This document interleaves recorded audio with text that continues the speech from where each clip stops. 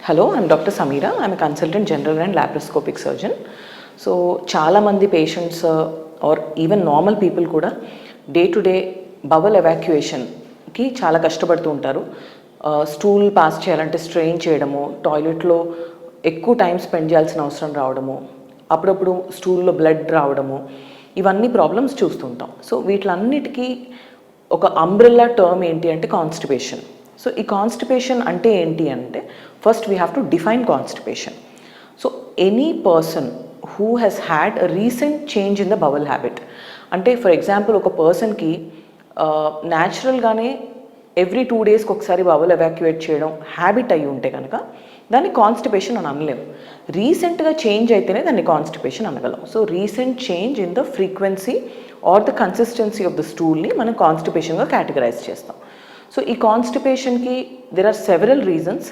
Some of them are pathological and some of them are physiological.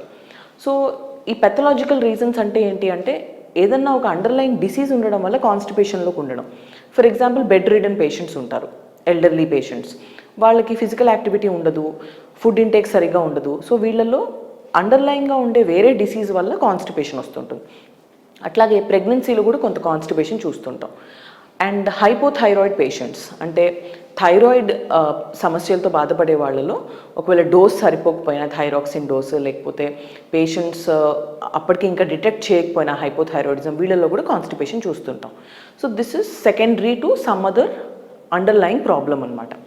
అదే habitual constipation అని ఇంకోటి ఉంటుంది. దాంట్లో ఏంటి అంటే the patient is otherwise healthy but just out of habit constipation develop అవుతుంది.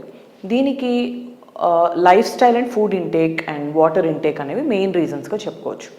So water consumption తక్కువ తీసుకునే వాళ్ళలో, ఫైబర్ రిచ్ ఫుడ్ ఇంక్లూడ్ చేయని వాళ్ళలో, హెవీ నాన్ వెజిటేరియన్ డయట్ తీసుకునే వాళ్ళలో, అండ్ అట్లాగే ఫిజికల్ యాక్టివిటీ అసలు లేని వాళ్ళలో, సో రోజు కనీసం basic mobility, basic number of steps ఇవేవి లేని వాళ్ళలో కూడా కాన్స్టిపేషన్ చూస్తుంటాం. సో అనదర్ కేటగిరీ ఈజ్ కొన్నిసార్లు అండర్లయింగ్ ఇరిటబుల్ బవల్ సిండ్రోమ్ ఉన్న పేషెంట్స్లో ఆర్ ఇంకేదన్నా ఇంటెస్టైన్లో వచ్చే సమస్యల వల్ల కూడా కాన్స్టిపేషన్ చూస్తుంటాం. దీంట్లో ఒక్కొక్కసారి క్యాన్సర్ కేసెస్ కూడా మనం ఇంక్లూడ్ చేస్తాము. సో క్యాన్సర్తో బాధపడే పేషెంట్స్లో కూడా ఒక్కొక్కసారి constipation, blood in the stool and stool colour and consistency మారడము, బవల్ హ్యాబిట్స్ రీసెంట్గా మారడం, ఇవన్నీ చూస్తుంటాం. అట్లాగే ఇరిటబుల్ బవల్ సిండ్రోమ్ అనే ఒక సైకోసోమాటిక్ డిజార్డర్లో కూడా ఆల్టర్నేటింగ్ డయేరియా అండ్ కాన్స్టిపేషన్ వస్తుంటాయి. అంటే కొన్ని మంత్స్ ఆర్ కొన్ని వీక్స్ ఏమో పేషెంట్కి ఇంక్రీజ్డ్ ఫ్రీక్వెన్సీ ఆఫ్ స్టూల్ ఉంటుంది, కొన్ని డేస్ ఏమో డిక్రీజ్డ్ ఫ్రీక్వెన్సీ ఉంటుంది. సో ఆల్టర్నేటింగ్గా ఒక్కొక్కసారి డయేరియా, ఒక్కొక్కసారి కాన్స్టిపేషన్, ఇలాంటి ప్రాబ్లమ్స్ చూస్తుంటాం. So this is basically a stress induced reaction.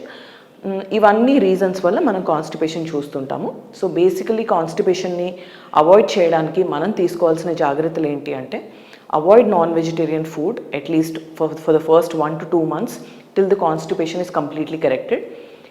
Include fiber-rich food like ఆకుకూరలు, కాయగూరలు, ఫ్రూట్స్ లాంటివి ఇంక్లూడ్ చేయాలి.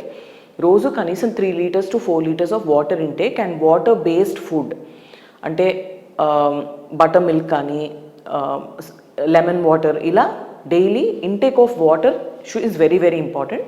And then physical activity, daily కనీసం 30 minutes of good physical activity will help with the bowel moments.